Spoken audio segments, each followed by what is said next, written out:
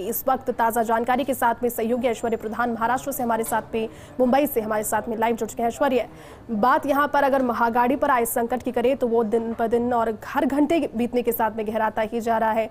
अब संजय राउत का ये बयान सामने आना कि कांग्रेस एनसीपी से गठबंधन तोड़ने के लिए तैयार है, बशर्ते विधायक पहुंचे और उनसे बात करें। इस बयान को सबसे पहले आप किस तरह से देखते हैं, और अगर यहां पर प्रेशर पॉलिटिक्स जो कि क्रिएट की जा रही है वो सफल हो गई तो आने वाली तस्वीरें क्या हो सकती है ऐश्वर्या?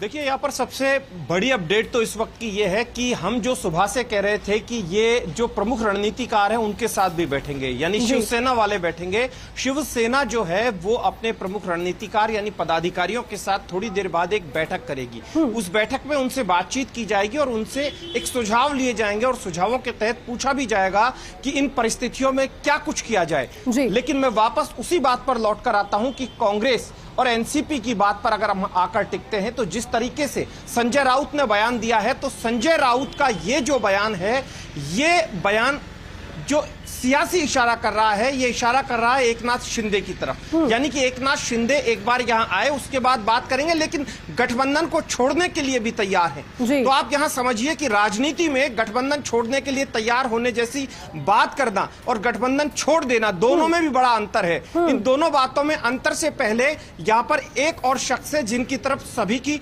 सुई टिकी हुई है, वो है शरद पवार। शरद पवार को महाराष्ट्र की राजनीति का चाणक्य कहा जाता है, इस बात में भी कोई शंका नहीं है।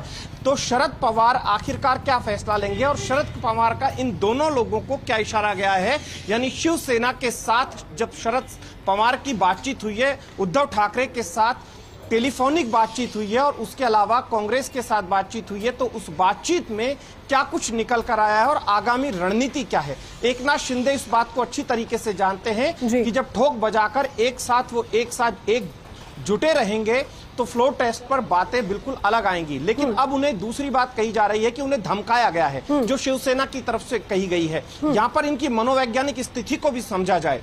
यहां पर शिवसेना की जो मनोवैज्ञानिक स्थिति है, यदि इसे समझा जाए तो शिवसेना ने कहा है कि जिस तरीके से कैलाश पाटिल और नितिन देशमुख दोनों का किस्सा बताया और कैलाश पाटिल ने अपनी बात बताई कि नितिन देशमुख की तरह वो भी भाग कर आए, तो वो इशारा किया जा रहा है जो एकनाथ शिंदे के साथ वहां पर बैठे हुए और 21 लोगों के साथ की बात की जा रही है। लेकिन ये 21 लोग साथ की शर्त पर देंगे, क्योंकि यहां पर आधा समय बीत चुका है और आधा समय के बाद चुनाव होने हैं, तो वो लोग भी अपने आप का भविष्य देखेंगे। और भविष्य किस आधार पर देखेंगे? भविष्य इस आधार पर देखेंगे कि शिवसेना जिस वक्त चुनाव मैदान में उतरी थी, भारतीय जनता पार्टी जैसी विचारधारा उनकी थी, और अब शिवसेना किस तरीके से और किस विचारधारा पर और किस लाइन पर चल रही है, यहां भी वो उनको देखना पड़ेगा। उस आधार पर फैसला किया जाएगा। लेकिन अभी जो टकटकी लगाई जा रही है, वो लगाई जा रही है आधा घंटे के लगभग जो बैठक होगी शिवसेना के पदाधिकारियों की, उसकी, और कांग्रेस की जो बैठक होने वाली है थोड़ी देर बाद, उसमें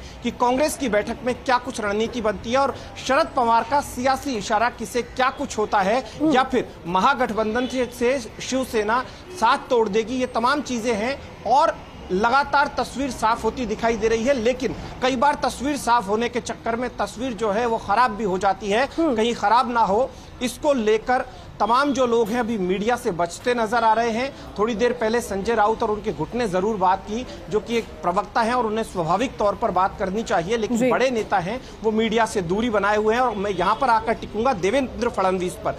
देवेंद्र फडणवीस की जो बैठकें हैं, वो भले ही भारतीय जनता पार्टी इन तमाम चीजों से इनकार करे, वो कहे कि उनकी पार्टी की अंदरूनी राजनीति है, हमारी पार्टी अलग है, लेकिन भारतीय जनता पार्टी भी बेहद एक्टिव है। लगातार भारतीय जनता पार्टी के देवेंद्र जी।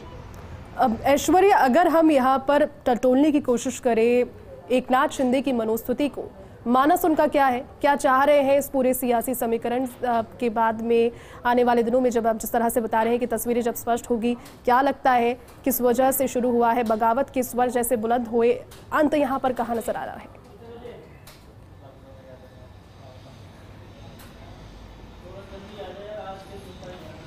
देखिए, इस वक्त यहाँ राजस्थान की बाड़ेबंदी भी आपने बखूबी देखी है। आपने उस तमाम हमारे फर्स्ट इंडिया न्यूज ने राजस्थान की बाड़ेबंदी की तमाम खबरें दर्शकों तक सबसे पहले अपडेट करके पहुंचाई थी, लेकिन राजस्थान की बाड़ेबंदी अलग है।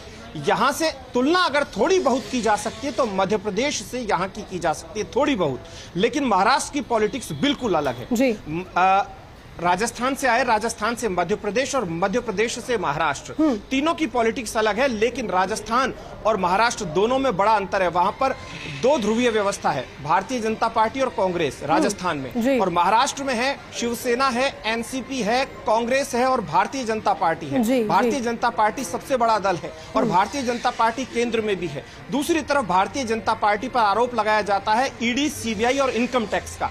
तो ऐसे में अब ये जो एकनाथ शिंदे प्रकरण है, ये भारतीय जनता पार्टी को फायदा देगा या भारतीय जनता पार्टी से वो बातचीत करेंगे या फिर वो रूठे रहेंगे या फिर उन्हें मना लिया जाएगा। तमाम बातें हैं, बातों के अलावा कयास है, लेकिन फिलहाल जो है 21 विधायक उनके उस कैंप में साथ होने की बात कहकर संजय राउत ने जो बयान दिया है कि एकनाथ शिंदे के कैंप के 20-21 विधायक उनके संपर्क में है, ये कहकर खलबली सी मचाई है। लेकिन संजय राउत को कितना गंभीरता के साथ लिया जाता है, ये भी पूरा भारत देश भी जानता है कि उनकी गंभीरता कितनी रहेगी और उद्धव ठाकरे की गंभीरता कितनी रहेगी। उद्धव ठाकरे का जो बयान आएगा और कल रात को जो उद्धव ठाकरे ने बोला था, दोनों में कितना अंतर रहेगा, ये भी देखने वाली बात होगी। लेकिन तय मानिए कि 5 बजे के बाद कुछ और भी तस्वीर सामने आएगी। जी ऐश्वर्या, यहाँ पर जिक्र आपने नितिन देशमुख का भी किया था। उन्होंने भी पहले कई गंभीर आक्षेप लगाया। उनकी पत्नी ने सबसे पहले गुमशुदगी की रिपोर्ट दर्ज कराई है।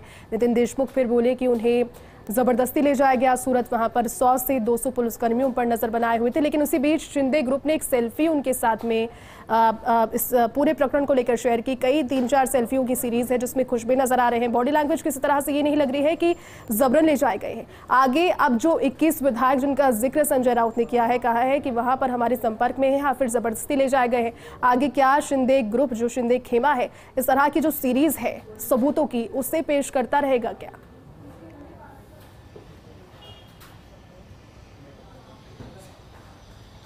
देखिए, दो बातें कही जाती है। एक तरफ कहा जाता है कि डरा धमका कर ले जाया गया है, अगवा कर लिया गया है, अपहरण कर लिया गया है, लेकिन ये बात क्लियर कट है, अपहरण कहीं नहीं किया जाता, अगवा भी नहीं किया जाता। विधायक है, पूरी पार्टी, पूरे विधानसभा क्षेत्र में जब कोई विधायक नुमाइंदगी करता है तो उसे कोई कैसे डराता है या धमका सकता है, इस तरीके की बातें हैं, वो थोड़ी सी बेमानी लगती है।